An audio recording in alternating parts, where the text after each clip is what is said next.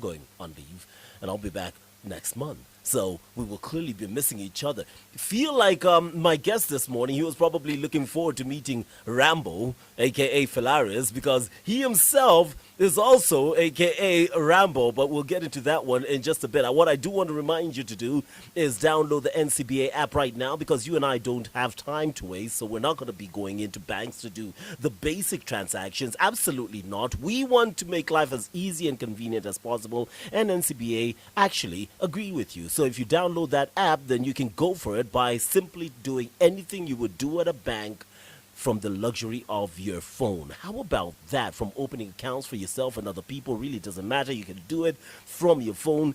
Transactions, forex trading, at friendly prices, borrowing money up to 1 million shillings. You want to do it, you can do it, just so that your life is improved and much easier.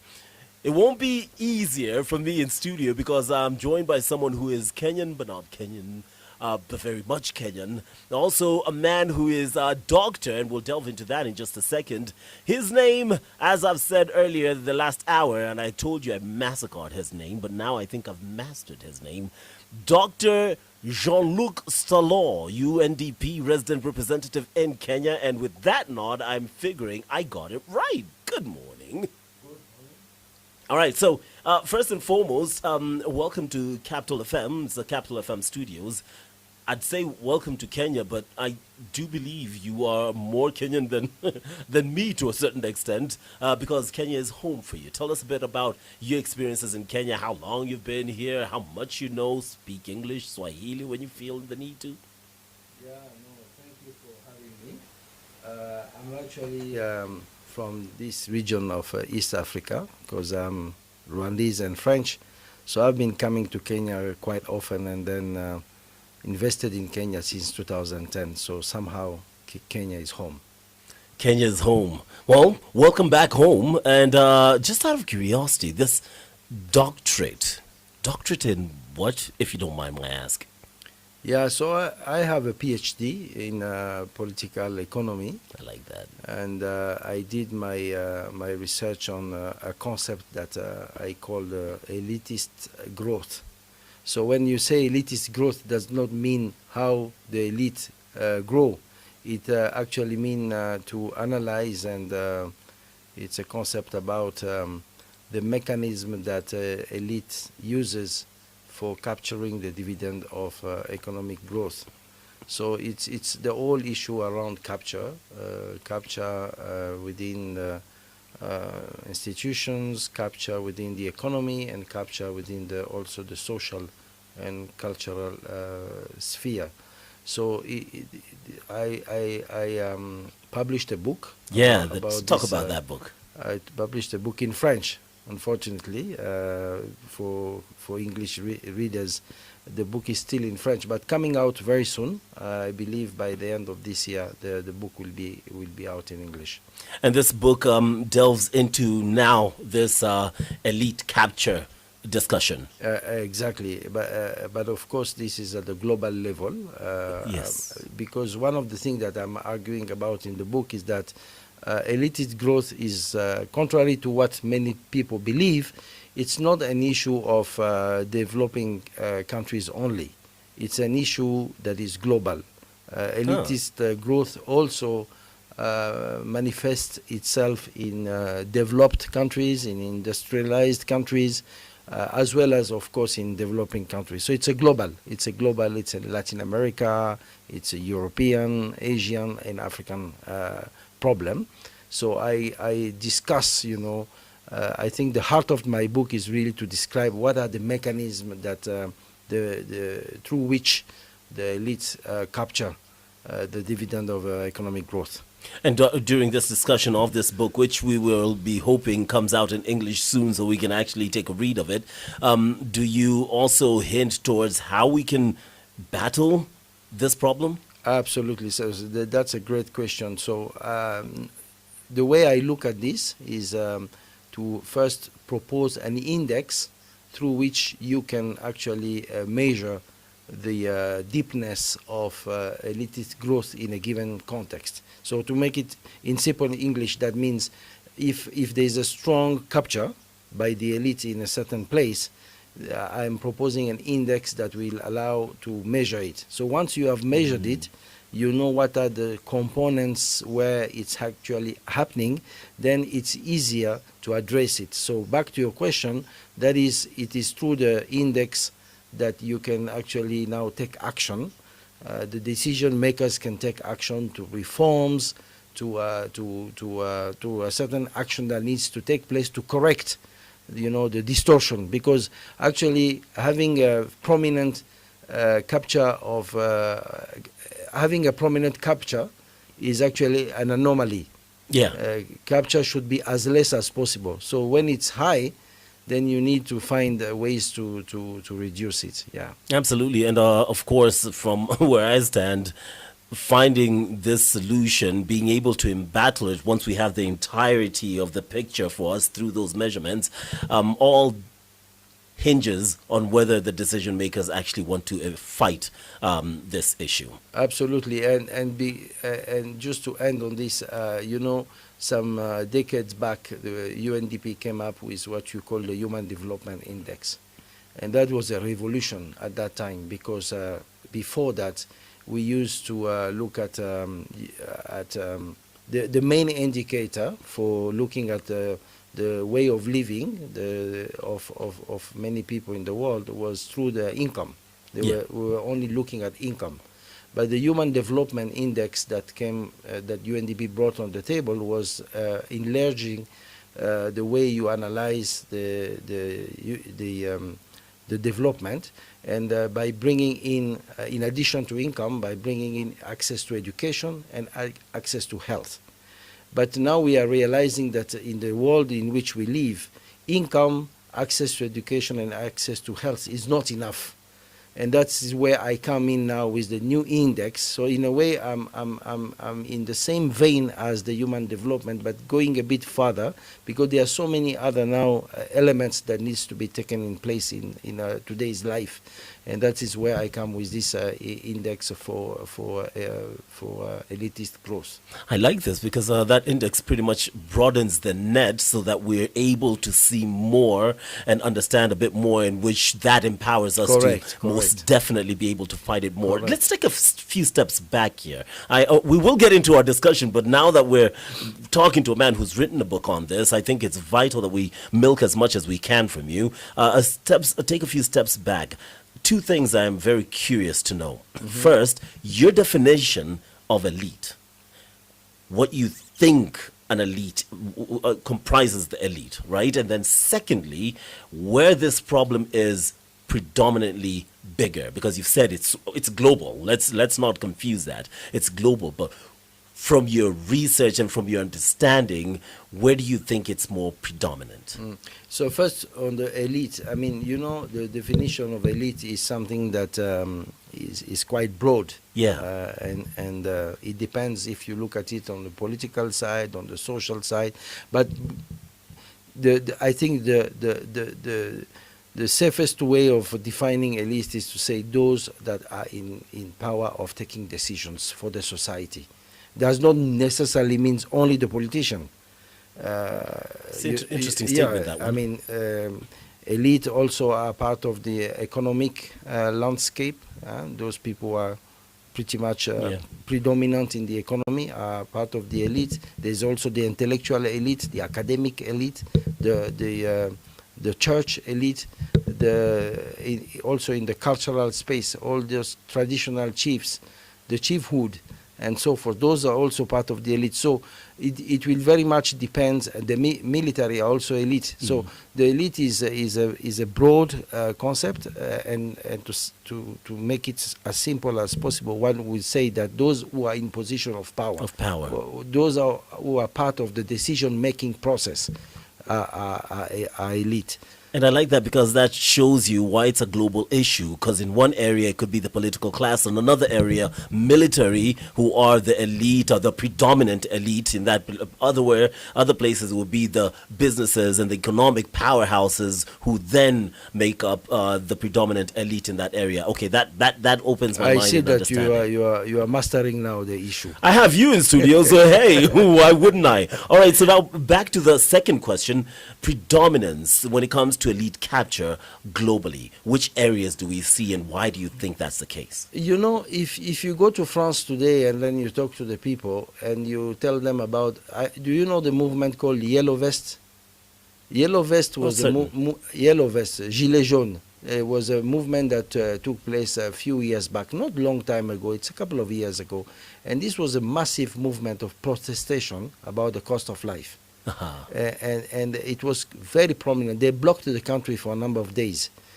So if you ask an average citizen in France, yes, you know, the one that were blocking the roundabout, yes, I recall that main cities and public transportation. Yes. If you go to France today, you ask that question, they will tell you definitively France is number one. So it will depend on the context. Yeah. Okay. And when you see what is now happening in Madagascar, for example, with the Gen Z, what is happening in Morocco, what happened in Nepal. So you see, we have already spoken about one example in Europe, one example in north of Africa, one example in a big island, Madagascar, and one example in Asia. Yeah. So it's everywhere. It's everywhere. And I would not want to leave the impression that. I want to correct the wrong impression that most of the people have that, you know, elitist growth is prominently happening only in Africa. That's not true. That's not true. All right. Well, this is such an interesting conversation we're having here with Dr. Jean-Luc Stalon, the UNDP resident representative to Kenya, who is from UNDP, which then leads me to the second part of our discussion, which we'll come to after traffic, where we talk about what he is doing in this country and how he, along with the UN, are looking to improve our lives and the lives of many people within the region. Listen, UNDP aiming, of course, to address poverty, inequality, and exclusion by supporting communities and the government through innovative, sustainable innovations for inclusive human development and economic growth. That is from their website. That is the definition of their mission, and that is why this great daktari is in the house. Uko sawa kusikia mziki kidogo? Iko sawa. Uko tayari kusikiza mziki kidogo? Good. Oh, if you're wondering, of course he speaks Swahili. 70 record closing highs. Markets move fast. Don't get left behind. The Financial Forecast with Fellaris Wambui brings you insights from global to African economies. When the stock market is booming, we're made to believe the economy is booming. Tuesday, 6:30 p.m. only on 98.4 Capital FM. Excuse me, customer. Aki sina coins. So you please pick some sweets instead. Tuna change. Sina change. Sota katubu nini sasa? Sweets? Wewe unaona mimi mtoi Hapana, lakini sina change. Hata uruma na meno zangu una. Aki sorry. We. Shika sweets. Stop those tricks na sweets zako. Give me my balance bwana. Aki sina change. Mambo ni mengi na masaa ni machache. You don't need to stress over loose change. Just tap, swipe, shop with MasterCard. Kitu simple, safe, priceless. Choose MasterCard. Capital Traffic and Travel. Yo, so I've been reminded by Robin, a producer here, that you had a story to tell us. Oh, I didn't know y'all like these stories. Get to it just a second. But how about I tell you what's happening on the roads? Ole Ngoruene Road, 8-minute delay. There's a slowdown on Limuru Road. It's up to 7 minutes. That's not too bad. It's slowly growing because a few minutes ago it was 6 minutes. Now another minute. In a couple of minutes, you never know what would happen on these roads. Peponi Road, Mapepo Zimwashika Leo, 8-minute delays there. Lower Kabete also experiencing some slight delays, up to 6-minute delays. Sporadic places where you will deal with this traffic. Kiambu Road, yo, it's getting worse and worse. What in heaven's name? Up to 19-minute delays along Kiambu Road, so if you can find an alternative route, that would be a good idea. The 8104, aka Wayakiwe, going into town, you'll deal with up to 6-minute delays. Meanwhile, Thika Road, hey, things are thick. long that road, thicker road. You know, thick road along the, no, didn't like it? Okay, I thought it was brilliant. Up to 21-minute delays. So back to that story before we delve into this conversation with Dr. Jean-Luc and Stalon. I hope I said that well. Practice makes perfect. So there's this guy in Iran who's been grabbing the headlines for all the wrong reasons. What is going on? Well, there is a political campaign that's going on in Iran, and an Iraqi husband has sparked controversy for running his wife's campaign in the local parliamentary elections, appearing on every single one of her posters while she remains all but invisible. Now just imagine one of our politicians, Omanga comes to mind for no particular reason, is running for a seat, and on every billboard, every poster you see her hubby, assuming she has one, you see her hubby there. Why? Because, well, he's like, yo, you hot, you mine, they not, they ain't yours. So, mimi ndo ndakuwa kwa hiyo picha. Wewe ndio tutakuwa tunapeana namba yako, information yako, na tuna campaign along with family members. The only catch is you will not be on display. Talk about interesting marriages. Capital Traffic and Travel. This is Capital in the Morning Breakfast Show.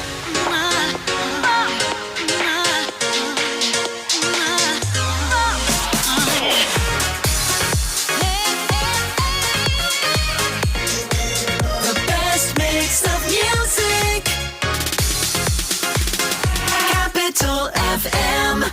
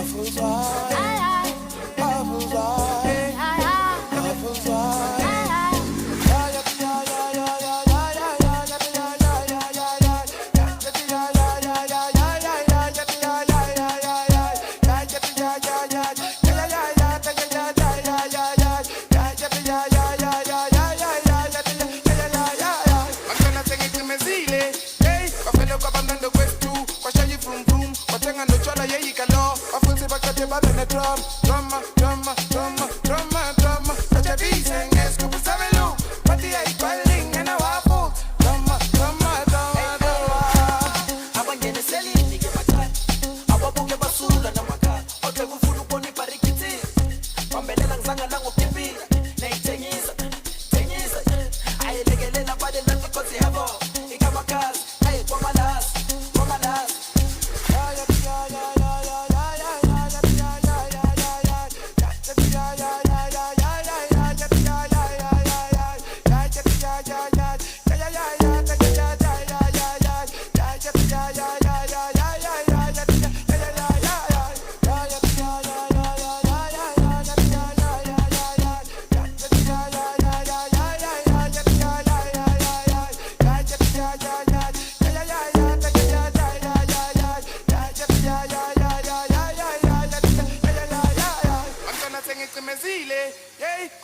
kamnando kwestu kwashayi vroom vroom kwathenga notshala yeyikalo bafundisi baqede babe ne-drama bajavise ngesigubhu sabelu bathi yayigcwalingena wafu drama. I tell you what, if Fellaris was here, she'd tell you the name of the song. I know it's Uncle Waffles playing right here on Capital in the morning. Fellaris and Chiko, how you doing? We're hanging out with UNDP resident representative in Kenya, Dr. Jean-Luc Stalon, who's here in studio. I can't, I'm trying to avoid it, but I really can't. The Stalon thing.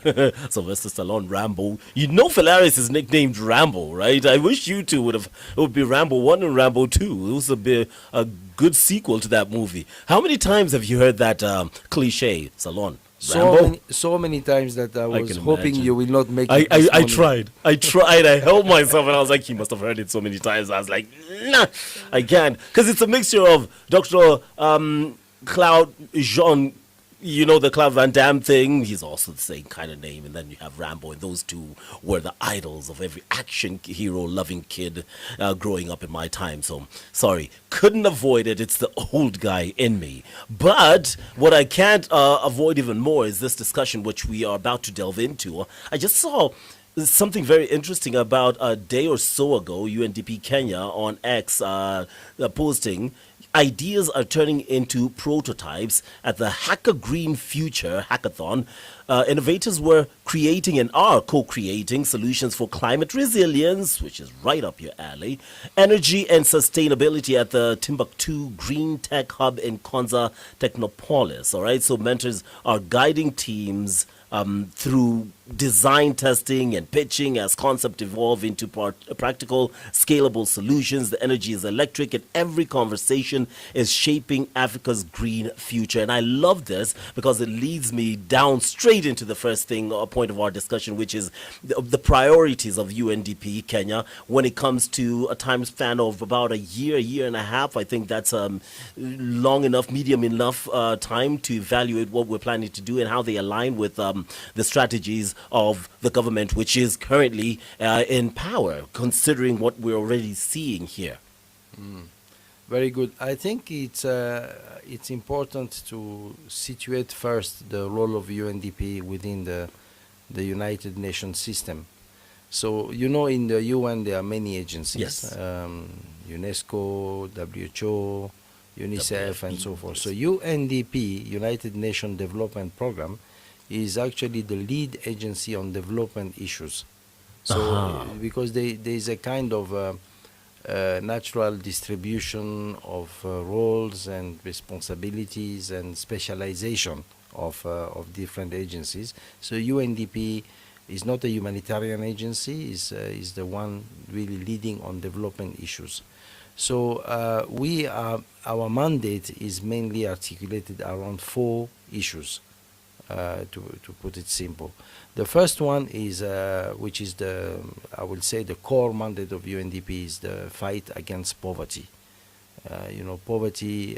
If you look at although we are already in 2025 and the Sustainable Development Goals are running until 2030, so we are 5 years to the end of what you call the SDGs.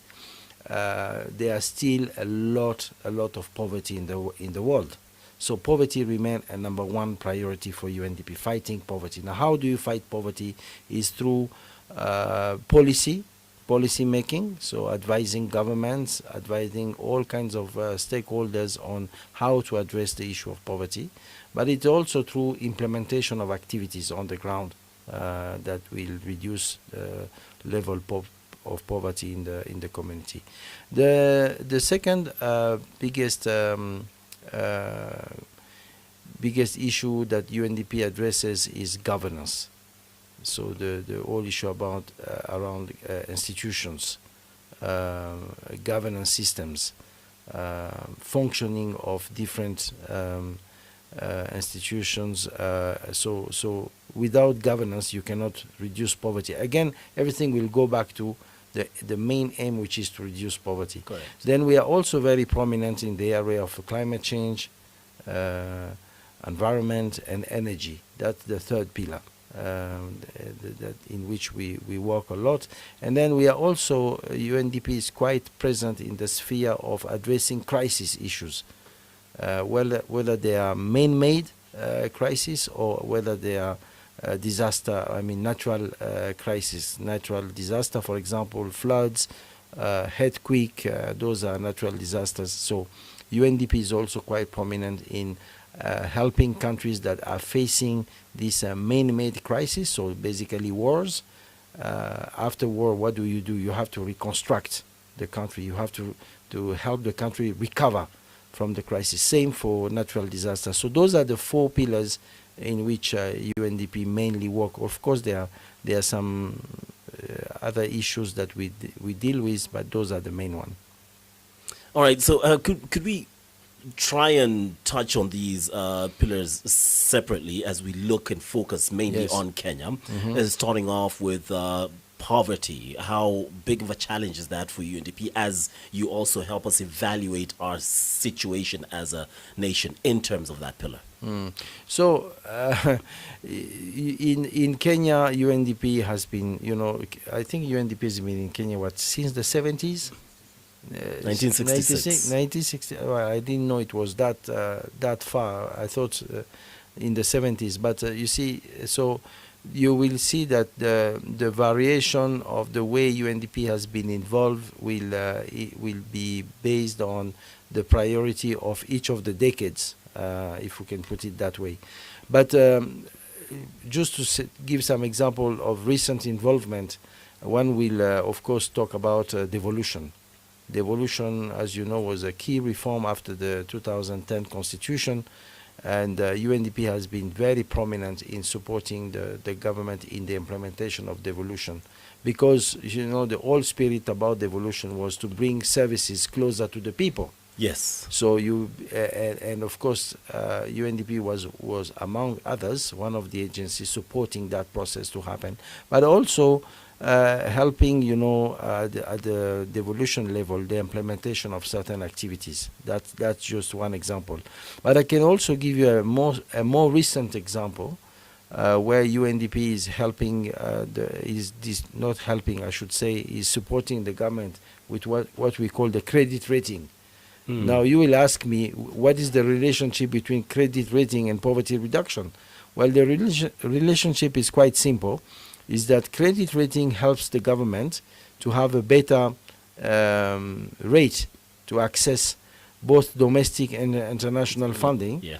And by having that access, it improves its fiscal space.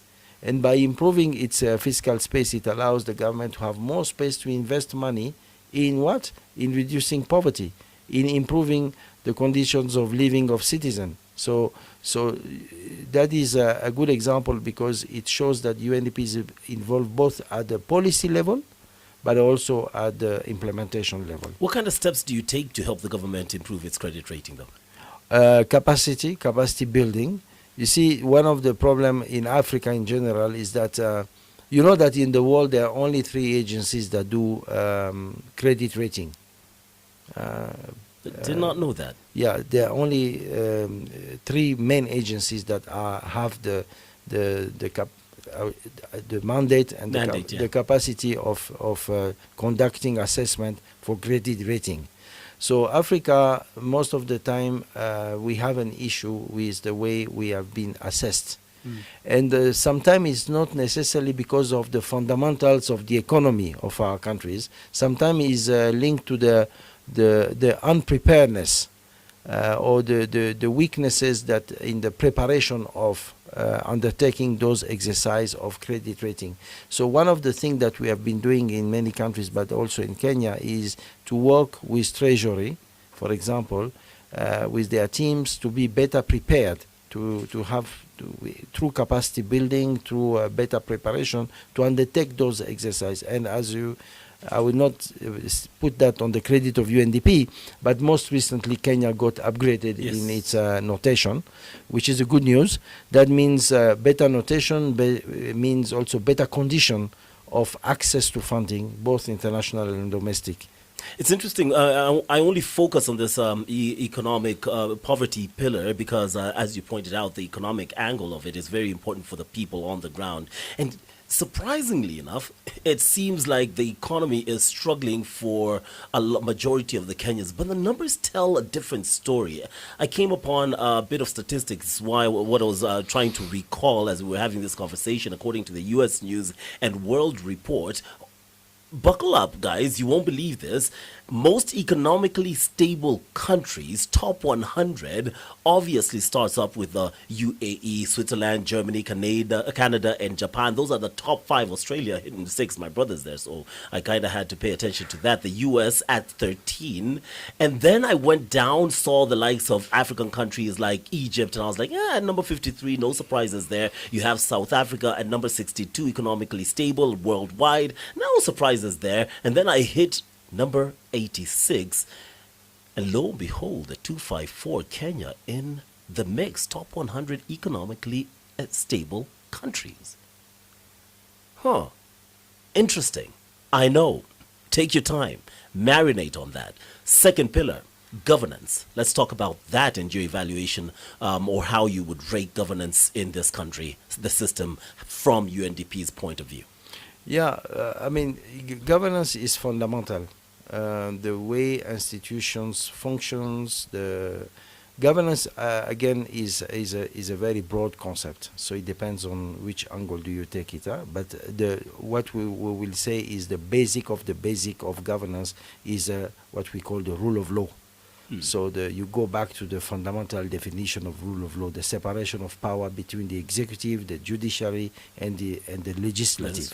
So that is, but now you go pillar by pillar, the executive, the legislative, and the judiciary. How does it work? How does it perform? And that's where you can have some measurement on governance. So UNDP basically, as a development agency, our role is to work hand in hand with the government, and also with, like I said, the other stakeholders in the judiciary, in the legislative, to make sure that the systems are working well and they are actually delivering for the people. That is the fundamental aim. The system should not deliver for itself. These systems should deliver for the people, for improving the well-being of the people. So I would say that, of course, Kenya is a very advanced, like you said yourself. Kenya is a major economy in Africa. Is also a country that has a democratic system. And so forth. So the institutions are pretty well functioning, with of course some challenges here and there, but our role has been to work with some of the key departments and of course we respond to demands. We are not here to give lessons to anyone. We are not here to impose on anything. We work on demand. We are a development agency of the United Nations. Kenya is a member state of the United Nations. So we come on demand. We work a lot on capacity building, improving capacities of different institutions, but also the civil society. We work a lot with the civil society. For example, with the inter-religious group, with the Human Rights Commission, and so forth and so forth.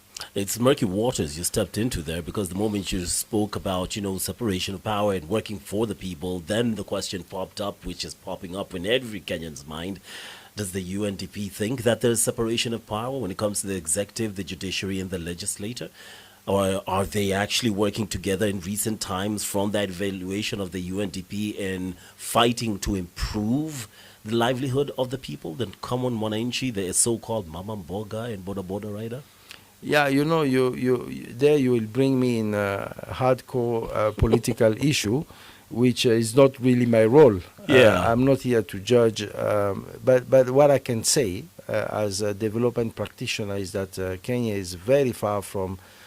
Kenya is very advanced in promoting the rule of law process. In this country, you can see that there is a vibrant. Let's call it. There is a vibrant. It's a vibrant democracy. Yeah, the fact that we can even be in this studio and talk about this, have this conversation itself it's a good news. Oh, we're having it now. Freedom of speech, as it's once been said, you have freedom of speech. What yes. Can't guarantee you is freedom after that speech. It's always a quote from Kenyans. They'll understand. Meanwhile, how about we talk about, so we've done with poverty. We have done, so to speak, governance. And then the third pillar, which is also quite interesting and right up your alley, in the alley of UNDP, is climate. And taking care of our climate, climate change, climate conservance.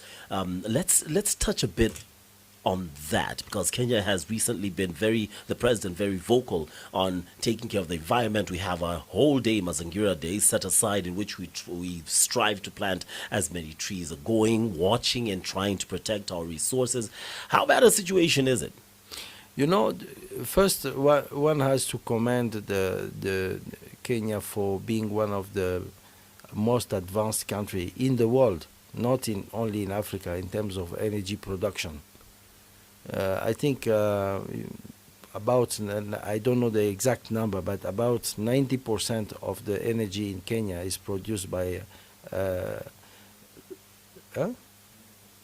yes, it's natural resources, and it's geothermic. So the geothermic on which Kenya is leading makes Kenya as a very good example of clean energy. And you know, one of the biggest polluter in the world is actually when you produce energy. Those countries that are still producing energy from Chiko, those are big polluters. So, or from oil, you know, what they call the thermic production, which is those engines run by oil and run by Chiko, those are the biggest polluters. So in Kenya, they have made a very good use of the geothermic, you know, the site in Nevasha, yes, where the you can help me with the exact name plant, of the location. It's called inaitwaje ile huko Naivasha kutoka Rally.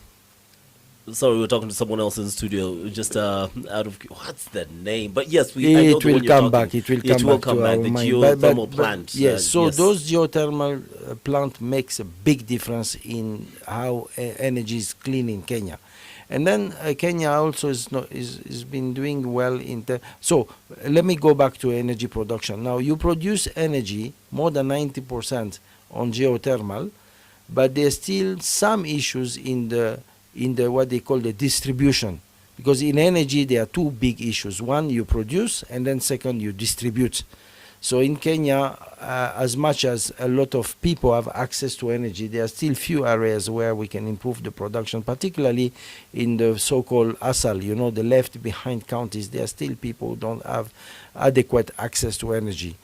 So that's one aspect. The second aspect that one can talk about is all the one that you mentioned, which because we can talk about all the aspect of climate change and so forth, but let's look into this green tech that you were talking about earlier. So here is an initiative that allows to capture on the fact that there is a vibrant young community in Kenya that are very much involved in innovation, technology innovation. And this green tech is meant to give a space to the youth to that's why it's called green tech. So it's linked to environment. It gives space to young people, yes, who are innovators, to come up with solutions, technology solutions for different aspect of getting the environment cleaner. Yes. All career. That's actually all career. Yes. I was trying to remember that name. Okay, so first of all, I do like that angle of technology, and I want to stick with it. I still have a very quick question to ask you on the two things you recently launched. But speaking of this technology, continues to transform governance and citizen engagement 100%. In what ways do you think it will play? What part will it play in the 2027 general elections, ensuring that differs from past electoral cycles, particularly in terms of institutional capacity and managing information integrity? Yeah, technology is a very powerful game changer in terms of access to information and the speed at which information is shared, is distributed. So right now, people are real time. They can follow things real time. They can transmit information with new technology at a very high speed, and so those are the advantages of technology. But at the same time, it can be a vehicle for misinformation, and a vehicle for misinformation. And among the misinformation, one can also talk about, the so-called hate speech. So I guess the big challenge linked to the election process, and this is one of the aspects on which we are working as an agency that support the election process, is to make sure that we have training, we have capacity building, we have awareness. We raise the awareness of the people, so that technology, we use it on a positive way, not on a negative way. So that's what I can say. All right. So back to this one as we wrap this one up. Most recently, you launched two transformative projects funded by the Mitigation Action Facility in support of Kenya's climate targets and sustainable development goals. Could you tell us about these two? The what? The Mitigation Action Facility, right, to support Kenya's climate targets and, of course, sustainable development goals. You launched two products. Could you tell us about those two? Yes. So, like I said, environment, energy is a big pillar of our work. So we are supporting the government in the preparation of some of the global reports on this. This is a kind of a routine and regular work that we do. Okay.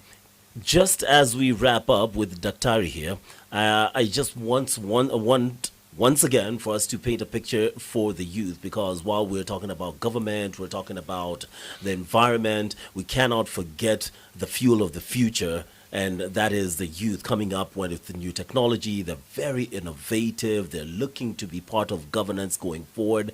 They have been possibly the most vocal when it comes to climate dangers with this climate change. And I just want to get a picture of how important they are to UNDP and what we have in store for them. Yeah, I like very much that question, because it gives me an opportunity to dive into probably what is the most challenging issue of development in Africa in general, and also in Kenya.